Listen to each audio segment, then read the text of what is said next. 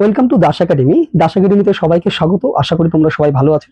যারা এসএসসি পরীক্ষা দিয়েছো, যে সমস্ত ভাই এবং বোনের আমার, তারা কিন্তু সত্যি একটা এসএসসি পরীক্ষার রেজাল্ট নিয়ে একটা ধোঁয়াশার মধ্যে আছো, যে কবে পরীক্ষার রেজাল্ট বেরোবে, কবে মাঠ অর্থাৎ রান শুরু হবে, এই নিয়ে কিন্তু একটা দুশ্চিন্তায় রয়েছে। এবং তারা যাদের গার্জিয়ান আছে তারাও কিন্তু একটা চিন্তা করছে যে ছেলে মেয়েগুলোর কি হবে, কবে রেজাল্ট বেরোবে, কবে থেকে তারা রান শুরু করবে। এটা নিয়ে কিন্তু এটা সবার মধ্যে, অর্থাৎ এসএসসি যারা পরীক্ষা দিয়েছে এবং এসএসসি যারা পড়ায় তারাও কিন্তু একটা এই নিয়ে এটা ধোঁয়াশার মধ্যে রয়েছে এবং একটা বিশাল বড় চিন্তায় রয়েছে যে কবে এসএসসি রেজাল্ট বেরোবে। দেখো, চিন্তা করার তো কোনো কারণ নেই অ্যাকচুয়ালি।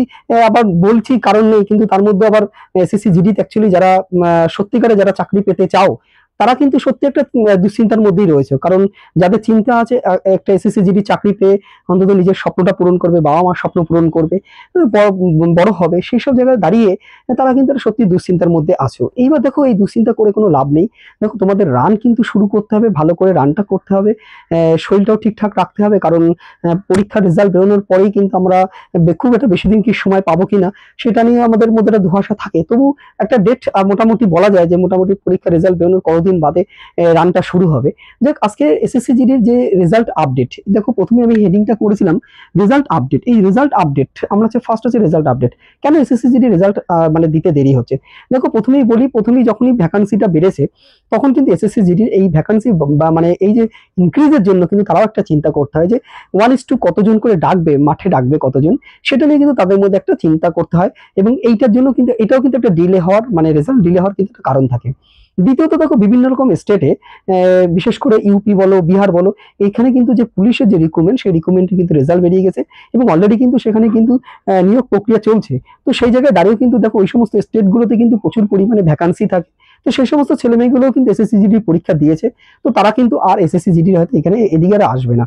তো সেই জায়গায় দাঁড়িয়েও এসএসসি বোর্ডের কিন্তু একবার ভাবনা চিন্তা করতে হয় যে কতজন ডাকলে পরে বা কারা কারা আবার অ্যাবসেন্ট হবে, রানেও কি সত্যি সবাই কি দৌড়তে যাবে কিনা, এটা নিয়েও কিন্তু তাদের মধ্যে একটা ভাবনা চিন্তা করতে হচ্ছে। তো এই বিভিন্ন রকম কারণ আছে কিন্তু। এবং তারপরেও নিয়োগ প্রক্রিয়ার কিছু হয়তো চেঞ্জ হতে পারে, রানের ওখানে হয়তো কিছু চেঞ্জ হতে পারে। এইসব নিয়েই কিন্তু আমাদের এই এসএসসি কিন্তু রেজাল্ট বেরোতে কিন্তু দেরি হচ্ছে। এইবার দেখো, এই পিএসটি এবং পিএটি অর্থাৎ ফিজিক্যাল কি আর মেডিকেল কি একসাথে হবে? দেখো, ফিজিক্যাল আর মেডিকেল আমি একবার বলি, যদি আমরা আগের বছর দিকে দেখি, যদি রেজাল্ট যত দেরি হবে বেরোতে, তত কিন্তু তোমার কি বলবো, তোমাদের মেডিকেল এবং রান কিন্তু তোমাদের একসাথে হবে। যত দেরি হবে, দেখো এবার আমি আগে 1 মাস আগে একটা ভিডিওতে বলেছিলাম যে মোটামুটি মে মাসের লাস্ট অথবা জুন মাসের ফার্স্ট উইকে কিন্তু রেজাল্ট দিতে পারে। তো যাই হোক, আজকে দাঁড়িয়ে কিন্তু আমরা 4 তারিখে চলে এসেছি। তো সেই জায়গায় দাঁড়িয়ে এখনো যখন রেজাল্ট দিচ্ছে না, আমি মোটামুটি যতটুকু আশা করতে পারি যে জুন মাসের লাস্ট উইক, জুন মাসের অর্থাৎ লাস্ট উইকে কিন্তু দিকে একদম শেষের দিকে কিন্তু রেজাল্ট কিন্তু তোমরা আশা করতে পারো যে জুন মাসের শেষের দিকে রেজাল্ট বেরোনোর কিন্তু একটা বিশাল চান্স আছে। এবার জুন মাসে রেজাল্ট বেরোলে কি তাহলে কি আমাদের কি রানটা কি শুরু হবে খুব তাড়াতাড়ি? দেখো না, রানটা কিন্তু তাড়াতাড়ি শুরু হবে না। যদি আমরা প্রতি বছরের মতন দেখি যে মোটামুটি রেজাল্ট বেরোনোর পরে প্রায় 2 মাস, 7 দিন প্লাস, 60 প্লাস বা 70 দিন প্লাস দিন পরে কিন্তু মোটামুটি রান শুরু হয়।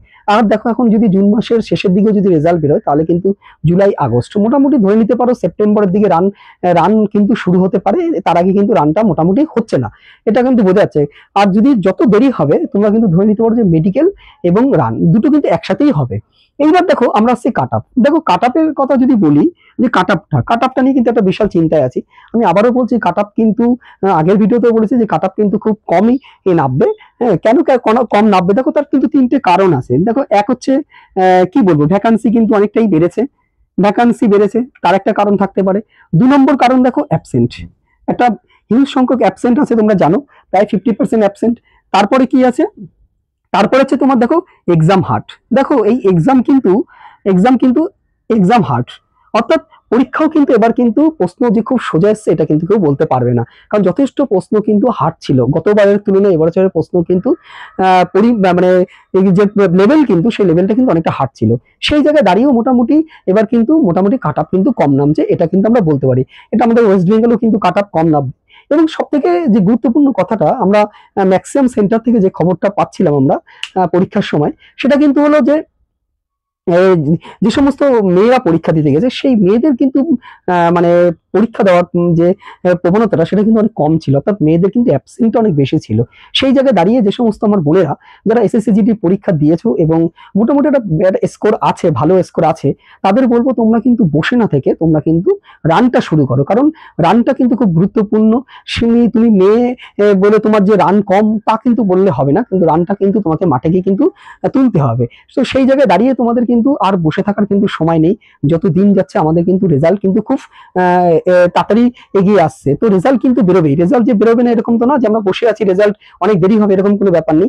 জুন মাস কিন্তু আজকে 4 তারিখ, দেখো আমি মোটামুটি জুন মাসের শেষের দিকে কথা বললাম যে রেজাল্ট দিতে পারে, এটা আশা করছি। এটা হয়তো দেখো অনেক আগেও দিতে পারে, 5-7 দিন আগেও দিতে পারে বা 10 দিন আগেও দিতে পারে, আবার কিন্তু মানে 5-7 দিন কিন্তু পিছিয়েও যেতে পারে। তুমি ধরে নাও জুন মাসের মধ্যে তোমার কিন্তু রেজাল্ট পাবে। তো জুন মাসে রেজাল্ট পেলে জুলাই আগস্ট 2 মাস মোটামুটি আশা করতে পারি আমরা যে আমাদের কাছে হাতে সময় থাকবে। তো সেই জায়গায় দাঁড়িয়ে কিন্তু 2 মাসে কিন্তু রানটা কিন্তু উঠবে না। আমার বোনদের এবং ভাইদেরও বলছি, যারা যে সমস্ত স্টুডেন্ট মানে ছেলেরা যারা আছে তোমরা, তাদেরও বলছি কিন্তু তোমরা কিন্তু বসে থেকো না ভাই, রানটা কিন্তু শুরু করো, কারণ দেখো ছেলেদের কিন্তু রানটা কিন্তু যথেষ্ট হার্ড। তো সেই জায়গায় রানটা তোলাটা কিন্তু একটা বিশাল টাফ ব্যাপার। তো সেই জায়গায় দাঁড়িয়ে আমি বলবো যে তোমরা রানটা ভালো করে করো। রানটা দেখো এবার দেখো অনেকেরই নাম্বার হয়তো কম থাকবে, রানে ডাক পাবে, কিন্তু দেখবে মাঠে গিয়ে কিন্তু সেই রানটা কিন্তু কভার করতে পারবে না। তো তখন কিন্তু সেই দুঃখের আর শেষ থাকবে না। দেখো তোমার যদি এসএসসি জিডি ভাই স্বপ্ন থাকে, তোমার যদি এসএসসি জিডির বোন স্বপ্ন থাকে, তাহলে কিন্তু তোমাকে কিন্তু প্রচুর পরিমাণে মানে মাঠ কিন্তু তোমাকে ভালোভাবে প্র্যাকটিস করতে হবে, এবং তার সাথে সাথে কিন্তু ফিজিক্যালটাও তোমাকে কিন্তু তৈরি থাকতে হবে। কারণ দেখো আগের বার কিন্তু আমার মোটামুটি যে ম্যাক্সিমাম স্টুডেন্টদের আমি দেখেছিলাম যে সবাই কিন্তু চোখে আনফিট করে দিয়েছিল, ঠিক আছে, মানে ম্যাক্সিমাম নাকি চোখের সমস্যা। তো সেই জায়গায় দাঁড়িয়ে বলছি মোটামুটি তোমাদের কিন্তু সব দিকটা খেয়াল রাখতে হবে। চাকরি পেতে হবে ভাই, স্বপ্ন পূরণ করতে হবে। তো সেই জায়গায় দাঁড়িয়ে তোমাদের কিন্তু মাঠ কিন্তু এখন শুরু, দেখো পরীক্ষা হয়ে গেছে, বসে থাকা যাবে না। যে নাম্বারই হোক না কেন, যে নাম্বারই আমার আছে না কেন, মাঠে যেতে হবে। তারপরে রেজাল্ট বেরোনোর পরে যদি আমার একেবারে কম নাম্বার থাকে, যদি মাঠে না ডাক পাই, পরের বার আছে নেক্সট দেখো আবার কিন্তু পরীক্ষা দিতে পারবো। তো সেই জায়গায় দাঁড়িয়ে বসে থাকা যাবে না, তার সাথে সাথে পড়াশোনাটাও করতে হবে।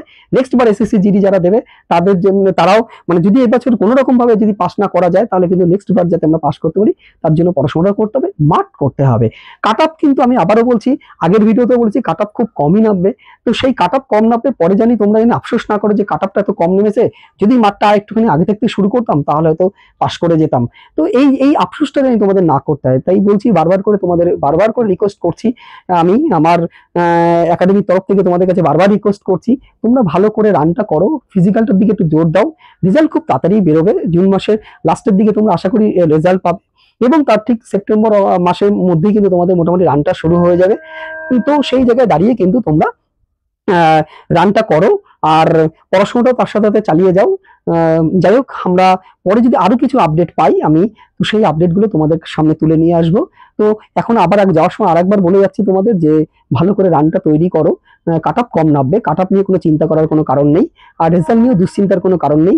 তোমার নিজের কাজটা তুমি নিজে করতে থাকো, আশা করো মানে খুব তাড়াতাড়ি রেজাল্টটা বেরোবে, এবং মাঠে গিয়ে কিন্তু আমাদের সফলতা অর্জন করতে হবে।